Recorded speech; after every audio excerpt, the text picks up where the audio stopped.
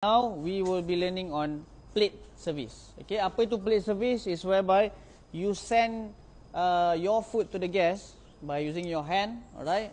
But you will have to hold in by your two hands, alright? But with 3 plates. Okay, so lebih praktikal saya ajar 3 plates lah, alright?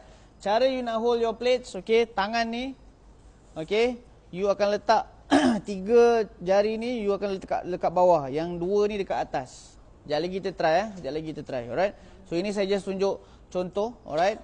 So you hold your tray, you hold your plate, okay. 2 ni mesti ada dekat atas. Kenapa 2 ni ada dekat atas?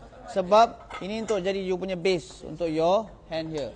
Okay, so this one you can hold like this, alright.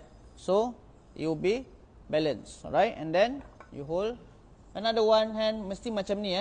Saya tak nak you all hold macam ni. Sebab apa? Kalau macam ni you susah nak letak. Okay, so you hold like this.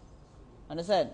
So this is how you hold your 3 plates. Right? So you walk, okay, and hold your 3 plates, okay, and then send to the customer.